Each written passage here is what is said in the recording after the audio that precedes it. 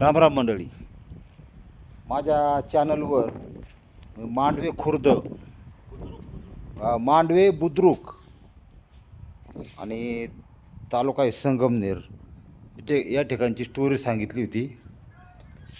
हो, ही जागा तुमच्या लक्षात आली असेल, त्या थंबनेलमध्ये पण दाखवलेलं आहे.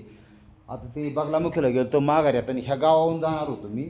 तिथं आलो आहे तर अनैतिक संबंधातून जो मर्डर झालेला आहे, आता पोलिसांनी त्यांचं सगळं ते काढून टाकलं आहे. पण सगळ्यात म्हणतो म्हणजे ते ज्या अनैतिक संबंधातून बायकोशी गद्दारी करून तो मर्डर झाला, हे बघा रक्तसुद्धा सुकलेलं अजून तसंच आहे. तुम्हाला दिसत असेल, एक मिनटं, दिसलं का? या ठिकाणी ते रात्री झोपायला आलते.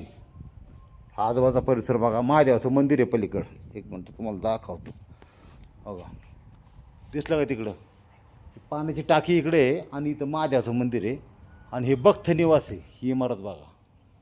या ठिकाणी रात्रीची ते अनैतिक संबंधाची जोडपं होतं ते इथं थांबलं आणि त्या बाईने डोक्यात दगड घालून, आता तिला दगड सहज उपलब्ध होऊ शकतो इथं, तुम्हाला सांगतो. या इकडं आता आलो आहे, तसं आवर्जून नसतो आलो, पण आता इथं आलो आहे तर तुम्हाला दाखवतो काय विषय. ही जी खाली उतरली असेल रात्रीची, बघा ही दगड दिसलं का? दगड तुम्हाला, हे बांधकाम झालं आहे. बघा इथं दगडाचा डिप्पूच आहे अख्खा.